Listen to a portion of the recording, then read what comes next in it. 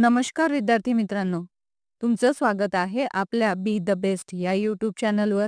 आज आपण class 7 subject English यामधील 4.4 अ पॅरोडी या लेसनची सॉल्व्ड क्वेश्चन आन्सर्स बघणार आहोत. पॅरोडी ही म्हणजेच अ पोयम असते जी कॉमिक इमिटेशनवर केलेली असते, म्हणजेच विडंबन काव्य. ते कसं असतं ते आपण व्हिडिओच्या एक्सप्लेनेशनमध्ये बघितलेलं आहे. आज आपण याचे सॉल्व्ड क्वेश्चन आन्सर्स बघणार आहोत. पण व्हिडिओवर जाण्याआधी तुम्ही जर माझ्या व्हिडिओला लाईक, शेअर आणि सबस्क्राईब केलं नसेल तर ते जरूर करा, जेणेकरून नवीन येणारे अपडेट्स तुम्हाला मिळत राहतील. तर चला वळूया पॉइंटर्सकडे. आपली फर्स्ट ॲक्टिव्हिटी आहे translate the poem into your mother tongue. आता आपली जी जी 2 पोएम आहे, तर त्या दोन्ही पोएमला आपल्या मातृभाषेमध्ये ट्रान्सलेट करायचं आहे. फर्स्ट पोएम आहे आपली हाऊ डथ द लिटिल बी म्हणजे छोटीशी मधमाशी कशी बिझी असते. तर त्याचं एक्सप्लेनेशन आपण असं लिहू शकतो. छोटीशी कामसू मधमाशी काय करीत असते? कामात सतत व्यस्त असलेली छोटीशी मधमाशी उगवणारा प्रत्येक तास अधिक मोलाचा करीत असते. प्रत्येक उमलत्या फुलातून दिवसभर मध गोळा करीत राहते. तिने तयार केलेले मेण नीटनेटके चोपडून ती आपले मधाचे पोळे कौशल्याने उभे करते. तिने तयार केलेल्या मधुर अन्नाचा अपार कष्ट करीत साठा करून ठेवते. ही झाली पहिली poem on a honey beaver. आणि दुसरी आहे how doth the little crocodile म्हणजे छोटी मगर काय करीत असते. तर त्याचं ट्रान्सलेशन आपण असं करू शकतो. छोटीशी मगर आपले चमकदार शेपटे अधिक चांगले करण्याच्या प्रयत्नात असते. नाईल नदीच्या पाण्याचा आपल्या सोनेरी खवल्यांवर वर्षाव करीत राहते. आनंदाने दात पिचकत हसल्यासारखी वाटते. आपले पंजे पसरून तयार असते. सौजन्यपूर्वक स्मित करणाऱ्यांना जबड्यांनी छोट्या छोट्या माशांना अलगद गिळंकृत करीत राहते. आपण अशा प्रकारे लिहू शकतो, नाही तर तुम्ही तुमच्या मातृभाषेमध्ये तुम्हाला जसं वाटत असेल तसं तुम्ही ट्रान्सलेशन करू शकता. देन सेकंड क्वेश्चन आहे find an example of a parody along with a original from your mother tongue. आता आपल्या मदर टंगमध्ये आपल्याला एक पॅरोडी फाइंड आउट करायची आहे. पहिले एक ओरिजिनल पोएम घ्यायची आहे आणि त्याच्यावरच आधारित अशी पॅरोडी आपल्याला फाइंड आउट करायची आहे. इथे छोटीशी 4 ओळी म्हणजे 4 ओळींची कविता इथे आहे. पहिला आहे मूळ कविता होईल आपली पहाटेचा वारा. पहाटेचा वारा हळुवार आला, गंधी स्पर्श मनास लावला, चांदण्यांचा थरा निवळून गेला सूर्यकिरणांचा सोनेरी मेळा. आणि त्याच्यावरच पॅरोडी म्हणजे विडंबन काव्य आपण असं करू शकतो सोसायटीचा वारा. सोसायटीचा वारा झपाट्याने आला, कचऱ्याचा वास हवेने वाहला. गारवा नव्हता, कुपटपणा आला, दारं खिडक्या बंद कराव्या लागल्या. अशा प्रकारे तुम्ही असे पॅरोडीज पोएम लिहू शकता. तुम्ही इथे तुम्हाला जसे आवडेल तुमच्या मनाने किंवा तुम्हाला सुचतील अशा कविता सुद्धा इथे लिहू शकता. मित्रांनो, आता आपण लँग्वेज स्टडीमध्ये ट्रान्झिटिव्ह वर्ब्स हे शिकणार आहोत. आता ट्रान्झिटिव्ह वर्ब म्हणजे काय? त्यालाच ट्रान्झिटिव्ह वर्बला सकर्मक म्हणजे ज्याला कर्म आहे म्हणजेच ऑब्जेक्ट आहे त्यालाच आपण ट्रान्झिटिव्ह वर्ब असं म्हणतो. आता ऑब्जेक्ट, आता इथे खाली आपल्याला काही सेंटेन्स दिसत आहेत, त्याच्यावरून तुम्हाला थोडी कल्पना येणार आहे. They gave him a book. आता इथे दे काय आहे? दे हा सब्जेक्ट आहे. गेव काय आहे? वर्ब आहे.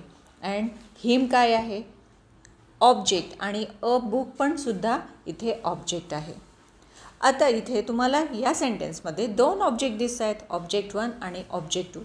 आता हे ऑब्जेक्ट 1 आणि ऑब्जेक्ट 2 काय आहे यालाच आपण ट्रान्झिटिव्ह वर्ब असं म्हणणार आहे. आता ट्रान्झिटिव्ह वर्बचे 2 टाईप्स असतात, एक डायरेक्ट ऑब्जेक्ट आणि एक इनडायरेक्ट ऑब्जेक्ट. इथे खाली दिलेला आहे O1 म्हणजेच डायरेक्ट ऑब्जेक्ट आणि O2 म्हणजे इनडायरेक्ट ऑब्जेक्ट. आता ट्रान्झिटिव्ह वर्ब म्हणजेच सकर्मक म्हणजेच ज्याला कर्म आहे, ऑब्जेक्ट आहे, त्याला आपण ट्रान्झिटिव्ह वर्ब म्हणतो आहे. इथे आपल्याला 2 ऑब्जेक्ट दिसत आहेत. मग आता डायरेक्ट ऑब्जेक्ट कोणतं आणि इनडायरेक्ट ऑब्जेक्ट कोणतं हे ओळखायचं कसं? आपण जेव्हा व्हॉटनी क्वेश्चन विचारू तेव्हा त्याला डायरेक्ट ऑब्जेक्ट म्हणणार आणि जेव्हा हुमनी क्वेश्चन विचारणार त्याला इनडायरेक्ट ऑब्जेक्ट असं म्हणू. आता इथे they gave him a book. आता हे सेंटेन्स तुम्हाला दिसतं आहे, they gave him a book. या सेंटेन्समध्ये दे गेव हिम व्हॉट. जर मी तुम्हाला व्हॉटनी क्वेश्चन विचारला तर तुमचा आन्सर काय येणार? A book. म्हणजेच हे काय झालं, डायरेक्ट आन्सर झालं. तर याला आपण काय म्हणू, डायरेक्ट ऑब्जेक्ट म्हणू. म्हणजे इथे अ बुक काय झालं, डायरेक्ट ऑब्जेक्ट झालं. देन मी विचारणार, दे गेव अ बुक, पण to whom he gave a book.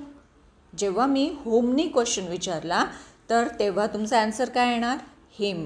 म्हणजे जेव्हा हुमनी क्वेश्चन विचारल्यानंतर आन्सर येईल तेव्हा त्याला इनडायरेक्ट ऑब्जेक्ट होईल. ते इथे हिम काय झालं, इनडायरेक्ट ऑब्जेक्ट झालं, आणि अ बुक हे काय झालं, हे डायरेक्ट ऑब्जेक्ट झालं. आता नेक्स्ट एक्झाम्पल आपण बघणार आहोत. Grandmother told us a story. आता इथे पुन्हा तुम्हाला ऑब्जेक्ट 1, ऑब्जेक्ट 2 असं काही दिसतं आहे. Grandmother told us a story. तर ग्रँडमदर टोल्ड अस व्हॉट. मी जर व्हॉट असं विचारलं तर तुमचं आन्सर काय येणार, अ स्टोरी हे आन्सर येणार. मग अ स्टोरी हे काय झालं, तुमचं डायरेक्ट ऑब्जेक्ट झालं. म्हणजेच डायरेक्ट ऑब्जेक्ट अ स्टोरी. आणि मी विचारलं की grandmother told a story to whom, कोणाला सांगतायत ग्रँडमदर स्टोरी, तर आपलं आन्सर येणार आहे अस. म्हणून अस हे झालं ऑब्जेक्ट 2 म्हणजेच इनडायरेक्ट ऑब्जेक्ट. तुम्हाला कळतो आहे का डायरेक्ट ऑब्जेक्ट आणि इनडायरेक्ट ऑब्जेक्टमधला फरक. जेव्हा मी आज क्वेश्चन करते, जेव्हा मी क्वेश्चन विचारते व्हॉटनी, तेव्हा मला जे आन्सर येते त्याला आपण डायरेक्ट ऑब्जेक्ट म्हणू. आणि जेव्हा मी क्वेश्चन विचारताना हुमनी स्टार्ट करते, जेव्हा हुमनी क्वेश्चन विचारते आणि मला त्याचा आन्सर जे मिळते त्याला आपण इनडायरेक्ट ऑब्जेक्ट म्हणणार आहोत. आता इथे थर्ड एक्झाम्पल तुम्ही बघूया. Asmita wrote a letter to her aunt. आता हे सेंटेन्स आपल्याला दिसत आहे. इथे अस्मिता काय झालं, सब्जेक्ट झालं. रोट हे व्हर्ब झालं. आता इथे पुन्हा अ लेटर हे object 1 and to her aunt हे ऑब्जेक्ट 2 दिसतं आहे आपल्याला. पण अस्मिता रोट व्हॉट अस्मिता रोट, जेव्हा मी असं विचारलं तर काय आन्सर येते आपल्याला, व्हॉटने मी क्वेश्चन विचारला व्हॉट अस्मिता रोट, तर आन्सर येते आपलं अ लेटर. म्हणून इथे ऑब्जेक्ट 1 काय झालं, म्हणजे ऑब्जेक्ट 1 म्हणजेच डायरेक्ट ऑब्जेक्ट कोणतं झालं, a letter. And to whom Asmita wrote, म्हणजे to whom Asmita wrote a letter, कोणाला लेटर लिहिते आहे अस्मिता, तर आपला आन्सर येते टू हर अँट. म्हणजे होमने क्वेश्चन विचारल्यानंतर जे आन्सर येते त्याला आपण ऑब्जेक्ट 2 म्हणजेच इनडायरेक्ट ऑब्जेक्ट असं म्हणणार आहोत. आता खाली तुम्हाला काही सेंटेन्सेस दिलेले आहेत. काय आहे ते, underline and label the direct and indirect object of the following sentence. आता खाली आपल्याला सेंटेन्स दिसत आहेत. आता त्याच्यामधले आपल्याला डायरेक्ट ऑब्जेक्ट आणि इनडायरेक्ट ऑब्जेक्ट फाइंड आउट करायचं आहे. फर्स्ट सेंटेन्स आहे Mrs Desai teaches us English. आता मिसेस देसाई काय झालं आपलं, हे झालं सब्जेक्ट. टीचेस काय झालं, हे झालं आपलं व्हर्ब. आणि Mrs Desai teaches us English, आता हे आपलं सेंटेन्स झालं. तर मी क्वेश्चन विचारणार what Mrs Desai teaches us, what Mrs Desai teaches us, तर आपलं आन्सर येते इंग्लिश. तर मी व्हॉटनी क्वेश्चन विचारला, व्हॉटनी विचारला म्हणजेच ते काय झालं, हे झालं आपलं डायरेक्ट ऑब्जेक्ट. आणि to whom Mrs Desai teaches English, कोणाला विचारते आहे, तर कोणाला शिकवते आहे मिसेस देसाई, तर आपला आन्सर आहे अस. म्हणून इथे अस झालं हे indirect object.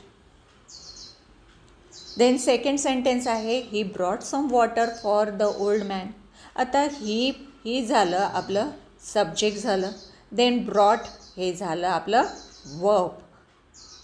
Then some water काय झालं, हे डायरेक्ट. ही बॉट काय आणलं त्यांनी, तर सम वॉटर आणलं, म्हणून हे झालं आपलं ऑब्जेक्ट 1 म्हणजेच direct object. And for the old man हे झालं आपलं इनडायरेक्ट ऑब्जेक्ट. तुम्हाला कळतं आहे का मी जे सांगते आहे ते. देन थर्ड सेंटेन्स आहे she paid 50 rupees to the shopkeeper. आता इथे she paid, what she paid, तिने काय पेड केले, तर पेड किती केले तिने 50 रुपीज झाले. म्हणजेच आपल्याला वॉर्डने क्वेश्चन विचारलं तर डायरेक्ट आन्सर मिळालं, म्हणून 50 रुपीज हे झालं डायरेक्ट ऑब्जेक्ट झालं. अँड टू द शॉपकीपर म्हणजे कोणाला दिले तिने 50 रुपीज, तर म्हणजेच होम म्हणजेच कोण, तर कोणाला दिले तर शॉपकीपरला, म्हणून शॉपकीपर हे झालं आपलं indirect object. Then fourth sentence आहे Arpita mailed her photographs to her sister. आता अर्पिता इथे काय झालं, सब्जेक्ट झालं. मेल्ड काय झालं, इथे वर्ब झालं. देन हर फोटोग्राफ्स, आता अर्पिता मेल्ड, तर काय केलं तिने, काय केलं तिने, काय मेल केलं तिने, तिचे फोटोग्राफ्स मेल केले. तर काय म्हणजेच व्हॉट हा मी क्वेश्चन विचारला, तर आपल्याला आन्सर मिळालं हर फोटोग्राफ्स, आणि म्हणून हे झालं डायरेक्ट ऑब्जेक्ट झालं. अँड कोणाला दिले तिने, कोणाला मेल केले तिने लेटर आपले फोटोग्राफ्स, तर तिने आपल्या सिस्टरला केले. कोणाला, आपल्या सिस्टरला, म्हणून टू हर सिस्टर हे झालं indirect object. Then fifth sentence आहे Abhay sold his car to his neighbour. आता अभय हे काय झालं, सब्जेक्ट. देन सोल्ड काय झालं, वर्ब झालं. देन हीज कार म्हणजे काय केलं, अभय सोल्ड, अभयनी काय विकली, तर त्याची कार विकली, म्हणून हे त्याचं झालं direct object. And to his neighbour म्हणजे कोणाला विकली त्यांनी कार आपली, त्याला म्हणतात इनडायरेक्ट ऑब्जेक्ट. इथे तुमचं क्लिअर होत आहे का सगळं? मला आशा आहे की तुमचं डायरेक्ट ऑब्जेक्ट आणि इनडायरेक्ट ऑब्जेक्ट त्यांचं क्लिअर झालं असेल. आता खालती सेकंड ॲक्टिव्हिटी आहे आपली रीड द फॉलोइंग सेंटेन्स. खालचे सेंटेन्स आपल्याला रीड करायचे आहेत. आता इथे बघा, बर्ड्स फ्लाय. आता बर्ड्स उडत आहेत, बर्ड्स फ्लाय याचा अर्थ झाला बर्ड्स फ्लाईंग करत आहेत. Then we fly kites. आता इथे फ्लाय हा वर्ब आला आहे आणि इथे पण फ्लाय हा वर्ब आला आहे, पण तुमचा एक डिफरन्स लक्षात येतो आहे का? फर्स्ट बर्ड्स फ्लाय असं म्हटलं म्हणजे पक्षी उडतात, पण त्याच्यानंतर आपल्याला ऑब्जेक्ट तिथे दिसतो आहे का? नाही, तिथे ऑब्जेक्ट नाही. पण वी फ्लाय काइट्स, आपण काय उडवत आहे? काइट्स उडवत आहे, म्हणजे इथे ऑब्जेक्ट आहे. देन सॉसर ब्रोक म्हणजे सॉसर तुटलं. ठीक आहे, ब्रोक नंतर आपल्याला तिथे कुठलाही ऑब्जेक्ट नाही. आपल्याला सेंटेन्स कंप्लीट झालेला आहे, त्याचं मिनिंग आपल्याला समजलं आहे की सॉसर आहे, बशी आहे, ती तुटलेली आहे. ठीक आहे, इथे ऑब्जेक्ट नाही, पण सेंटेन्स आपलं मिनिंग कंप्लीट झालेलं आहे. Then Neha broke the saucer.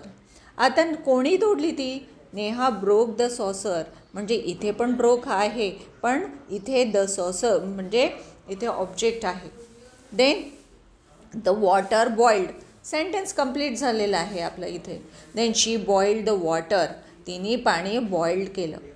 ठीक आहे, तर इथे शी बॉइल्ड द वॉटर, इथे पण आपल्याला ऑब्जेक्ट असल्याचं ऑब्जेक्ट आपल्याला मिळत आहे. तिने काय बॉइल्ड केलं? तिने बॉइल्ड वॉटर केलेलं आहे. Then from these sentences we learn that some verbs can be intransitive and in some sentences but transitive in some other sentences. म्हणजे या वरील सेंटेन्सवरून आपल्याला लक्षात येतं की काही सेंटेन्सला कर्म म्हणजे ट्रान्झिटिव्ह म्हणजे सकर्मक, ज्याला कर्म आहे म्हणजे त्याला सकर्मक असं म्हणतात, आणि काही यांना अकर्मक इंट्रान्झिटिव्ह म्हणजेच अकर्मक म्हणजे विदाऊट ऑब्जेक्ट असतात. आता म्हणजे ट्रान्झिटिव्ह म्हणजे ज्याला ऑब्जेक्ट आहे. बघा, बर्ड्स फ्लाय, ऑब्जेक्ट आहे का तिथे? नाही, तिथे ऑब्जेक्ट नाही, म्हणून हे झालं इंट्रान्झिटिव्ह वर्ब्स. म्हणजे इथे आपण शिकतो आहे ट्रान्झिटिव्ह अँड इंट्रान्झिटिव्ह वर्ब्स. आता ट्रान्झिटिव्ह वर्ब्स आणि इंट्रान्झिटिव्ह वर्ब्स म्हणजे ट्रान्झिटिव्ह वर्ब्सला ऑब्जेक्टची गरज असते, पण ऑब्जेक्ट कोणत्या प्रकारचं? ते डायरेक्ट ऑब्जेक्ट असायला पाहिजे. आता आपण सेंटेन्स तुम्हाला समजण्यासाठी मी एक एक्झाम्पल घेते. प्लीज ब्रिंग, मी असं म्हटलं प्लीज ब्रिंग, पण तुम्हाला काही सेन्स होत आहे का? काय आणायचं आहे? म्हणजे आण असं म्हटलं तुम्ही, प्लीज ब्रिंग, पण काय आणू मी? Please bring a glass of water, की please bring a book, please bring a specs, म्हणजे काय आणायचं याचा सेन्स कंप्लीट होत नाही. म्हणून म्हणजे इथे ऑब्जेक्टची गरज आहे. जिथे ऑब्जेक्टची गरज आहे त्याला आपण म्हणतो ट्रान्झिटिव्ह वर्ब, आणि जिथे ऑब्जेक्टची गरज नाही, विदाऊट ऑब्जेक्ट सेंटेन्स मिनिंगफुल होतं, त्याला म्हणतात इंट्रान्झिटिव्ह वर्ब. थोडं लक्षात येत आहे का तुम्हाला? अजून मी एक्झाम्पल देते. John runs fast. ठीक आहे, जॉन रन्स फास्ट. आता जॉन रन्स धावतो आहे, पण तो कसा धावतो आहे? फास्ट धावतो आहे. इथे ऑब्जेक्ट आहे म्हणून हे ट्रान्झिटिव्ह झालं. देन ही इज लाफिंग, म्हणजे त्याला ही इज, जर मी म्हटलं ही इज, तो आहे, पण तो काय करतो आहे? लाफिंग करतो आहे, रनिंग करतो आहे, क्राईंग करतो आहे. म्हणजे याच्यावरून आपल्याला इथे ऑब्जेक्टची गरज आहे, म्हणजे त्याच्यावरून सेंटेन्स आपलं कंप्लीट होत नाही. तर म्हणून ही इज नंतर आपल्याला कशाची तरी गरज आहे, म्हणून इथे ट्रान्झिटिव्ह वर्ब होईल. आता इथे खाली जे सेंटेन्सेस दिलेले आहे ट्रान्झिटिव्ह अँड इंट्रान्झिटिव्ह वर्ब्स आपल्याला फाइंड आउट करायचे आहे. I woke up late. I woke up late. ठीक आहे, मी उशिरा उठलो. सेंटेन्स मिनिंगफुल झालं. इथे ऑब्जेक्टची गरज आहे का तुम्हाला? नाही, म्हणून हे काय झालं? Intransitive verb. ठीक आहे. I rose smell sweet. आता मी स्मेल रोज म्हणजे रोजची स्मेल स्वीट आहे, म्हणजे त्याची स्मेल चांगली आहे. म्हणजे इथे ऑब्जेक्टची गरज आहे का? सेंटेन्स मिनिंगफुल झालं. आपल्याला कशाची गरज आहे का ऑब्जेक्टची? नाही, म्हणून हे सुद्धा झालं आपलं इंट्रान्झिटिव्ह वर्ब झालं. It rained heavily. खूप जोराचा पाऊस येतो आहे. आपल्याला खूप जोराचा पाऊस येतो आहे. सेंटेन्स मिनिंगफुल झालं, कंप्लीट झालं, सेन्स कळतो आहे आपल्याला, म्हणून हे सुद्धा झालं intransitive verbs. I filled the bucket, म्हणजे मी फिल्ड केली बकेट. आय फिल्ड, जर मी असं म्हटलं की आय फिल्ड, पण मी काय भरली? तर मला तिथे बकेट हे ऑब्जेक्ट झालं, म्हणजे इथे ऑब्जेक्टची गरज होती, म्हणून याला आपण असं म्हणणार आहोत ट्रान्झिटिव्ह वर्ब. ठीक आहे. Baby jump up and down. आता बेबी वर खाली उड्या मारत आहे, जम्प करतो आहे. तर आपल्याला सेंटेन्स कंप्लीट झालेला आहे, मिनिंगफुल आहे, त्याच्यावरून आपल्याला पूर्ण सेन्स कळतो आहे, म्हणून याला आपण असं म्हणू इंट्रान्झिटिव्ह वर्ब. म्हणजे ज्याला ऑब्जेक्टची गरज नाही ते झालं इंट्रान्झिटिव्ह वर्ब, आणि ज्याला ऑब्जेक्टची गरज आहे ते झालं ट्रान्झिटिव्ह वर्ब.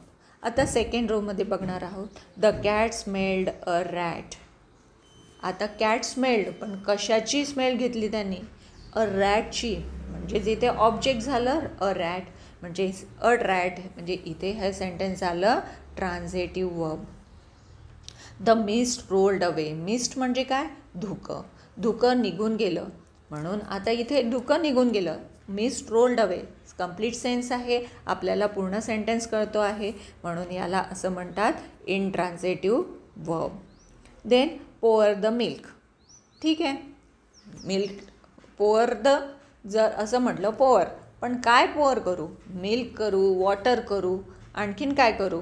तर त्याला ऑब्जेक्टची गरज आहे, म्हणून इथे आपण हे झालं transitive verb. Then ring the bell twice. दोनदा बेल वाजवा.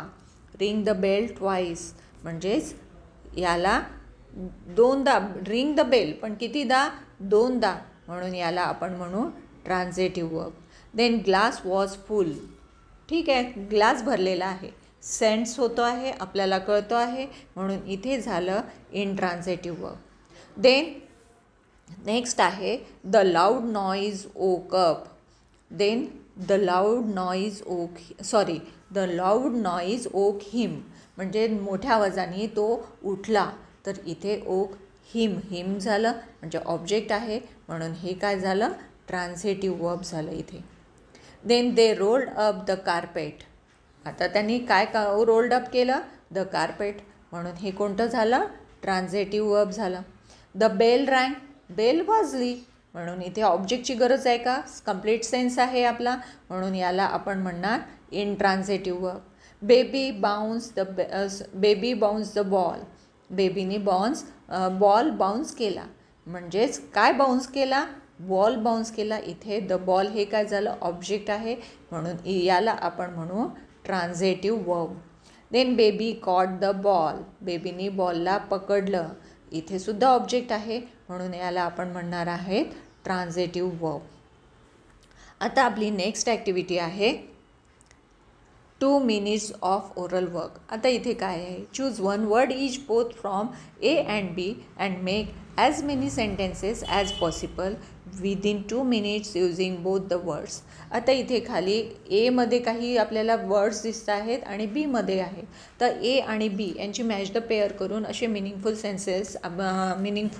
सेंटेन्सेस आपल्याला जितके शक्य होतील ते करायचे आहेत. आता काही एक्झाम्पल्स म्हणून मी खाली दिलेले आहेत, तुम्ही हे बघू शकता. मित्रांनो, हे एक्झाम्पल्स तुम्ही अशा प्रकारे तयार करू शकता. आणखी वाटल्यास तुम्हाला नवीनही प्रकारे तुम्ही तयार करू शकता. इथे आपली लेसनची ॲक्टिव्हिटी कंप्लीट झालेली आहे. मला आशा आहे तुम्हाला समजलं असेल. Thank you.